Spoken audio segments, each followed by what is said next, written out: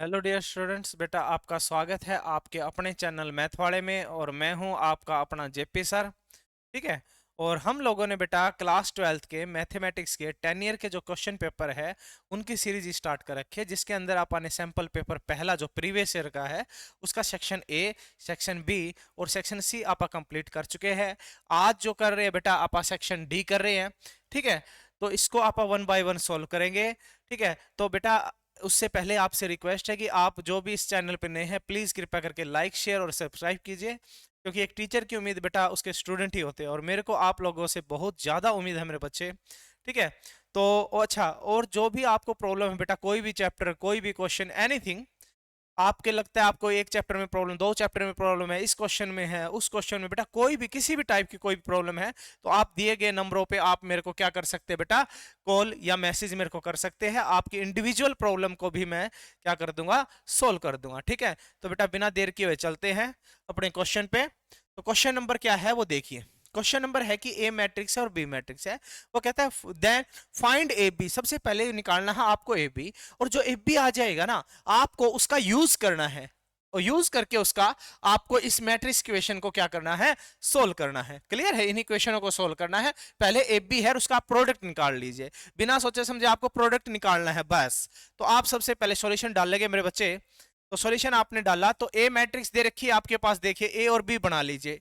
A B कैसे बनाओगे, matrix A लिखिए। मैट्रिक्स ए क्या है आपके पास, -3, -2, -4। ठीक है। फिर 2 1 2, फिर आपके पास है मेरे बच्चे 2 1 3, ये मैट्रिक्स ए है। ऐसे ही आप मैट्रिक्स बी लिख लीजिए। तो मैट्रिक्स बी क्या आ जाएगी, 1 2 0, -2, -1, -2। ठीक है। फिर 0, -1, 1 आ जाएगा। अब इन दोनों की बेटा क्या करोगे, आप मल्टीप्लाई कर दो। आप सभी को मल्टीप्लाई करनी आती है। ये पहली रो बेटा पहले कॉलम के पास जाएगी, पहली रो पहले कॉलम के पास जाएगी, तो ये जाएगा यहाँ पे -3, +4, और ये हो गया 0। -3, +4, और प्लस का क्या आ गया यहाँ पे, 0 आ गया। ठीक है। फिर ये रो इस कॉलम के पास जाएगी बेटे बेटे, इस कॉलम, ये रो इस कॉलम के पास जाएगी, तो कोरस्पोंडिंग एलिमेंट यानी ये 3 दूनी कितना आ गया, 6, माइनस का 6 आ गया। फिर कितना आ गया, प्लस का कितना आ गया भाई, प्लस का आ गया 2, कितना आ गया, प्लस का 2, क्योंकि माइनस माइनस क्या हो गया, प्लस हो गया। फिर 4 एकम 4, प्लस माइनस माइनस क्या हो गया, प्लस हो गया, तो प्लस का 4 आ गया। क्लियर है। ऐसे ही आपको क्या करना है, ये रो इस कॉलम के पास जाएगी तो ये एलिमेंट इसके पास 0। अच्छा, ये एलिमेंट इसके पास माइनस माइनस प्लस का 4। ठीक है। ये एलिमेंट इसके पास माइनस का 4 आ गया। क्लियर है। ठीक है। अब ये रो आपके पास जो बच गई, ये वाली जो रो है, ये रो सेकंड रो इस पहले कॉलम के पास जाएगी मेरे बच्चे, पहले कॉलम के पास। तो 2 2 एकम 2। ठीक है, आपने 2 लिख दिया। फिर ये एलिमेंट इसके पास तो माइनस का 2 आ गया। ठीक है, ये इसके पास आ गया तो 0 आ गया मेरे बच्चे। क्लियर है। अच्छा, अब ये रो इस कॉलम के पास जाएगी, जब ये इसके पास जाएगी, 2 दूनी कितना हो गया, 4। फिर आपके पास कितना हो गया, -1 आ गया। फिर कितना हो गया, -2 आ गया। क्लियर है। अब यही रो इस तीसरे कॉलम के पास जाएगी तो आपके पास कितना करना है, 0। फिर आपके पास कितना आ गया, -2 आ गया भाई, और ये आपके पास आ गया +2 आ गया। आप इसको ऐसे मल्टीप्लाई कर लेंगे। ठीक है।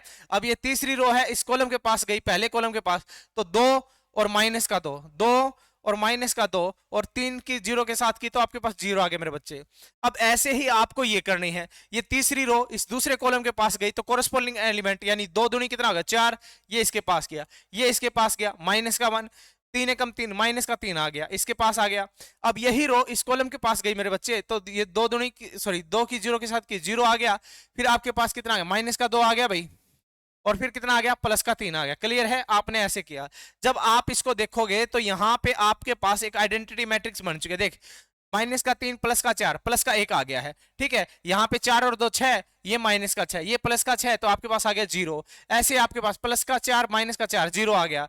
जब आप इसको पूरा सोल्व कर लेंगे मेरे बच्चे, तो तेरे पास यहाँ पर एक आइडेंटिटी मैट्रिक्स बन चुकी है। क्या बन चुकी है, आइडेंटिटी मैट्रिक्स बन चुकी है, जिसको तू क्या बोलता है, आई से डिनोट करता है। ठीक है। आप सभी को लगभग मल्टीप्लाई करनी आती होगी, फिर भी नहीं आती तो बेटा मैंने कोशिश की आपको समझाने की। ठीक है। तो अच्छा, अब ये हो गया भाई, आइडेंटिटी मैट्रिक्स आ गया है, यानी एफबी का जो प्रोडक्ट है ना, इसने बोला सबसे पहले आप एफबी का प्रोडक्ट निकालिए। आपने एफबी का प्रोडक्ट निकाल दिया मेरे बच्चे। एफबी का प्रोडक्ट कितना आ गया, आई आ गया। क्लियर है। एफबी का प्रोडक्ट कितना आ गया, आई आ गया। अब यहां से तू जो वैल्यू निकालेगा ना, यहां से वैल्यू निकालेगा, किसकी निकालेगा, ए की वैल्यू निकालेगा। तो ये बी है, इस तरफ जाके इनवर्स में हो गया बच्चे, इस तरफ जाके इनवर्स में हो गया, तो तेरे पास आ गया बी का इनवर्स, और आई आ गया, और आई एक आइडेंटिटी मैट्रिक्स है, किसी मैट्रिक्स के साथ मल्टीप्लाई होगी तो एज ए रिजल्ट ये 1 का काम करती है। ये मैट्रिक्स बी इनवर्स है, इसकी तो किसके साथ मल्टीप्लाई करेगा, आई के साथ मल्टीप्लाई करेगा, तो मल्टीप्लाई करने के बाद ये 1 का काम करेगी एज ए, तो तेरे पास यहां रिजल्ट आ गया, ये खत्म हो गया यहाँ पे, तो बी इनवर्स आ जाएगा। क्या आ जाएगा, बी इनवर्स आ जाएगा। तो यहां पर मेरे पास एक रिलेशन आ गया है कि ए जो है वो बी इनवर्स के इक्वल आ चुका है। क्लियर है? यहां पे तूने नाम दे लिया इस इक्वेशन को, पहला नाम दे लिया, यानी इक्वेशन फर्स्ट नाम दे लिया मेरे बच्चे, यहाँ पे इक्वेशन फर्स्ट नाम देके छोड़ ले। ठीक है, अच्छा अब तेरे को इसको सोल्व करना है, अब तेरे को इसको सोल्व करना है, तो तेरे को पता है यहाँ पर ए और बी नाम तो यूज हो चुके हैं, और तू क्या बनाएगा, यहाँ पे सी बनाएगा जिसके अंदर सिर्फ इसके कोफिशिएंट आएंगे। तो इसके कोफिशिएंट भाई लिख ले, यहाँ पे तो क्या लिखेगा, यहाँ पे सी मैट्रिक्स बना ले। जब तू सी मैट्रिक्स बनाएगा तो सिर्फ इसके कोफिशिएंट लिखने, एक्स का कोफिशिएंट कितना है बोल 1, तो तू यहाँ पे मैट्रिक्स में लिखेगा 1। क्लियर है? अच्छा y का कोफिशिएंट कौन है, -2, तो यहाँ पे तू माइनस का 2 लिख लेगा भाई। ठीक है, और यहाँ z क्या है, z है, तो कहेगा सर z तो है ही नहीं, तो z नहीं है तो उसका कोफिशिएंट क्या हो मेरे बच्चे, 0 हो गया। क्या हो गया, उसका कोफिशिएंट 0 आ चुका है। क्लियर है? अच्छा अब देख, यहाँ x का कोफिशिएंट कौन है, 2 है, तो यहाँ पे तूने 2 लिख दिया। यहाँ y का कोफिशिएंट कौन है, -1, तो तू -1 लिख दे मेरे बच्चे। ठीक है, z का कोफिशिएंट कौन है, -1, तो यहाँ -1 लिख दिया। ऐसे ही तूने ये पूरी लिख दिया। अब तीसरी में देख, यहाँ पे x नहीं है, तो x नहीं है तो उसका कोफिशिएंट क्या आएगा, 0 हो गया, तो 0 लिख दे। अच्छा फिर क्या है, y का कोफिशिएंट कौन है, -2, तो -2 कर दे भाई तू, -2 करते। z का कोफिशिएंट कौन है, कुछ नहीं है तो 1 है। क्लियर है? तो यहां पर तूने सी मैट्रिक्स बना ली। अब तेरे को क्या करना है, एक एक्स मैट्रिक्स बना ले जिसके अंदर तू वेरिएबल दिखा दे। तो तू कहेगा सर एक्स मैट्रिक्स मैंने बना ली, देख जिसके अंदर सिर्फ वेरिएबल, वेरिएबल कौन कौन है, एक्स वाई और जेड, 3 वेरिएबल है, देख ले। ठीक है, अब तू बनाएगा डी मैट्रिक्स। क्या बनाएगा मेरे बच्चे, डी मैट्रिक्स। डी मैट्रिक्स में राइट हैंड साइड लिख ले, राइट हैंड साइड वाले कोफिशिएंट लिख ले। कौन है राइट हैंड साइड वाली टर्म, 3 2 3, यहाँ पे 3 2 और 3 तूने लिख लिया। यहां तक कोई डाउट है तो बोल जा, कर लेगा ये। ठीक है, अब मेरी बात सुन, यहां ये सी को ध्यान से देख ले मेरे बच्चे, सी को ध्यान से देख ले। इसने बोला है कि इनका यूज करना इस प्रोडक्ट का, तो सी को ध्यान से देख ले। सी एक मैट्रिक्स है जो कि किसी ने किसी के ट्रांसपोज के इक्वल है। देख ध्यान से, यहां ध्यान से देख, सी जो मैट्रिक्स है, ये जो सी मैट्रिक्स अपनी आई है, वो या तो इसका या इसका ट्रांसपोज के हमेशा इक्वल होगी, तभी तो वो यूज में मानी जाएगी। उसने बोला इन दोनों का प्रोडक्ट कीजिए, ठीक है आपने प्रोडक्ट कर लिया, और इसका यूज कीजिए इसको सोल्व करने में। जब आप इसको सोल्व करने लगे तो यहां तो ध्यान से देख, जो सी मैट्रिक्स है वो या तो ए का या बी का ट्रांसपोज करने पर इक्वल आ जाएगी इसके। अब देख ले, तो बी को ध्यान से देख मेरे बच्चे, देख इसमें जो पहला कॉलम है ना, देख पहला कॉलम, बी को देख ध्यान से, पहला कॉलम है ना वो पहली रो है इसमें, देख ले।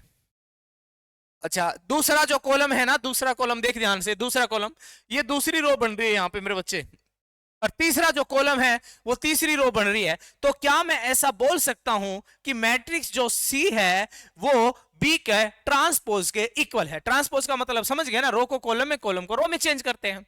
तो मैं यहां के कह सकता हूं कि यहां पे क्लियरली तू कह सकता है जो सी है वो तेरे पास किसका इनवर्स है मेरे बच्चे, सॉरी ट्रांसपोज है बी का। जो सी मैट्रिक्स है वो बी का ट्रांसपोज करने पर बनती है। देख इसका ट्रांसपोज कर देगा तो वापस यही बन जाएगी। तो यहां से जो तेरे पास रिलेशन आया मेरे बच्चे, वो रिलेशन आया है, इसको नाम दे ले सेकंड इक्वेशन। क्या नाम दे ले, सेकंड इक्वेशन नाम दे ले। क्लियर है? उसके बाद तेरे को करना क्या है, अब तेरे को इसका यूज करना है सोल्व करने में। अब तू सी का डिटरमिनेंट निकालेगा। क्या निकालेगा, सी का डिटरमिनेंट, बिल्कुल सेम वही काम। जब सी का डिटरमिनेंट तू निकालेगा और वो नॉट इक्वल टू 0 आएगा, अगर नॉट इक्वल टू 0 आता है तो आप क्या वर्क करते थे भाई, आप वर्क करते थे x is equal to C inverse D. क्या वर्क करते थे मेरे बच्चे, x is equal to C inverse D वाला, ये वर्क करते थे। याद आया कुछ? इसको आप सोल्व करते थे। ठीक है, जब तू इसको करेगा यानी एक ही यूनिक सॉल्यूशन होता है। देख तू सी का डिटरमिनेंट निकालेगा, वो नॉट इक्वल टू 0 आएगा। नॉट इक्वल टू 0 आएगा तो मैट्रिक्स क्या होगी, नॉन सिंगुलर होगी, और इसका एक सिंपल ही एक ही आंसर है, यूनिक सॉल्यूशन है इसका, और वो यूनिक सॉल्यूशन क्या होगा, x is equal to C inverse D होएगा। ठीक है, अब तेरे को करके दिखाने की जरूरत नहीं है, तो यहां पे तो लिखेगा x, और जो c है ना, c की जगह देख क्या लिख सकता है, तो c सिर्फ c की जगह पे तो कहेगा सर c की जगह पे मैं b का ट्रांसपोज लिख सकता हूं। देख सी की जगह पे, सी की जगह पे तू बी का, देख यहाँ पे सी की जगह पे तू बी का क्या लिख सकता है, ट्रांसपोज लिख सकता है, लिख लिया। अच्छा उसके ऊपर क्या चल रहा था मेरे बच्चे, उसके ऊपर चल रहा था इनवर्स, क्या चल रहा था, इनवर्स चल रहा था। सी की जगह पे तूने बी का ट्रांसपोज लिख दिया, बाहर इनवर्स चल रहा था, यहां आ गया डी। यहां तक कोई डाउट है तो बोल जा। अब तेरे को करना क्या है मेरे बच्चे, ये ट्रांसपोज और ये इनवर्स आपस में तेरे को पता पावर है, और पावर आपस में क्या होती है, मल्टीप्लाई में। मतलब तू इसको अंदर लिख सकता है, इसको बाहर लिख सकता है। तो ऐसा कर कि तू इसको अंदर लिख ले, जो बी इनवर्स है ना उसको अंदर लिख ले, ये इनवर्स है ना इसको अंदर ले आ, और ये ट्रांसपोज इसको बाहर भेज दे। अब मैं बता रहा हूं तो कर ऐसा। अब ऐसा करने से हुआ क्या, यहां पे बन गया तेरे पास बी इनवर्स बन गया ना, और ये B inverse from equation first में किसके इक्वल है मेरे बच्चे, ए के इक्वल है।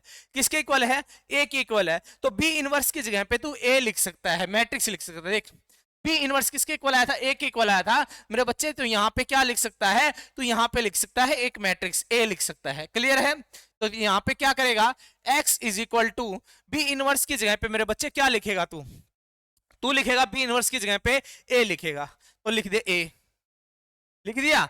अच्छा बाहर क्या था मेरे बच्चे, ये था इसका ट्रांसपोज, क्या था, ट्रांसपोज कर दिया भाई तूने।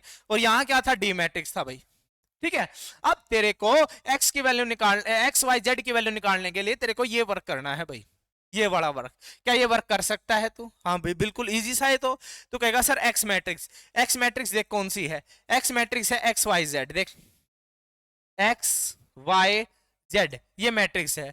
ए का ट्रांसपोज, ए का ट्रांसपोज यानी इसका ट्रांसपोज कर दे, जो रो है उसको कॉलम में बना दे मेरे बच्चे, जो रो है उसको क्या कर दे, तो कॉलम में बना दे, तेरे पास ट्रांसपोज हो जाए। यानी पहली रो पहला कॉलम बना रहा हूं, देख मैं डायरेक्ट ही कर रहा हूं।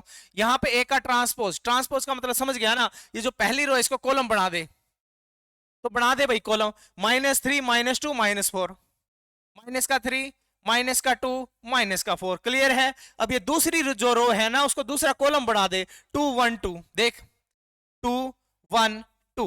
अच्छा तीसरी जो रो है 2 1 3, उसको तीसरा कॉलम बना दे, 2 1 3। भाई तीसरी रो को तीसरा कॉलम बना दिया। अब डी क्या है, डी मैट्रिक्स देख ले कौन सी थी, तो कहेगा सर डी मैट्रिक्स थी 3 2 3 था। क्या था, 3 2 3 था। अब यहां लिख दे 3 2 3, यहां लिख ले 3 2 3, लिख लिया।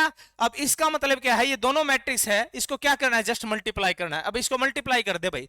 अगर तू मल्टीप्लाई करेगा यहां पे देख, ये एक्स मैट्रिक्स है, एक्स वाई जेड। अब तो इसको मल्टीप्लाई कर दे मेरे बच्चे, सिर्फ मल्टीप्लाई करना है तेरे को। तो कोरस्पॉन्डिंग देख, तीन दो तीन तिया कितना होगा, 9 हो गया। देख ये रो इस कॉलम के पास जाएगी, ये रो इस कॉलम के पास जाएगी, तो कोरस्पॉन्डिंग एलिमेंट मल्टीप्लाई होगा, यानी माइनस का 3 3 के साथ हो गया, तो यानी माइनस का कितना हो गया, 9 हो गया। अब 2 दूनी कितना हो गया, 4 हो गया, प्लस का 4 आ गया भाई, फिर 3 दूनी कितना हो गया, 6 आ गया, तो प्लस का 6 आ चुका है। यहां तक कोई डाउट है तो बोल जा भाई। ठीक है। अब आप क्या करेंगे, दूसरी रो को उस कॉलम के साथ मल्टीप्लाई कर देंगे। देखिए दूसरी रो ये रही, ये रो इस कॉलम के पास जाएगी, तो कोरस्पॉन्डिंग है 3 दूनी कितना होगा, 6, तो तूने माइनस का 6 लिख लिया। ठीक है। 2 एकम कितना होगा, 2 हो गया भाई, 2 लिख लिया। अब 3 एकम 3, यहां 3 लिख दिया भाई तूने। क्लियर है। अच्छा अब देख ये वाली जो तीसरी रो है उसके साथ मल्टीप्लाई कर देंगे। ठीक है। तो कर 4 तिया कितना हो गया, 12, तूने लिख दिया माइनस का 12। अब ये 3 2 दूनी कितना हो गया, 4 हो गया, प्लस का 4 लिख दे भाई। अब 3 तिया कितना हो गया, 9 हो गया भाई। क्लियर है। अब तू इसको जस्ट सोल्व करेगा यहां पे, तो यहां आ गया एक्स वाई और जेड। ठीक है। अब तो यहां देख 6 और 4 कितना होगा, 10, 10 में से 9 गया, 1 आ गया। अब यहां कितना होगा, 3 दूनी कितना, 3 और 2 कितना होगा, 5, 5 और माइनस का 6, तेरे पास माइनस का 1 आ गया मेरे बच्चे। यहां कितना होगा, 9 और 4 कितना होगा, 13, प्लस का 13 और माइनस का 12 है मेरे बच्चे, तो तेरे पास क्या आ गया भाई, प्लस का कितना आ गया, 1 आ गया। अब यहां जब तू कंपेयर करेगा, x की वैल्यू तेरे पास 1 आ गई, y की वैल्यू तेरे पास -1 आ गई, और z की वैल्यू मेरे बच्चे तेरे पास कितनी आ गई, 1 आ गई। क्लियर है। तो आपके पास ये क्वेश्चन भाई सोल्व होता है। ठीक है। तो नेक्स्ट क्वेश्चन करेंगे अपन नेक्स्ट वीडियो में।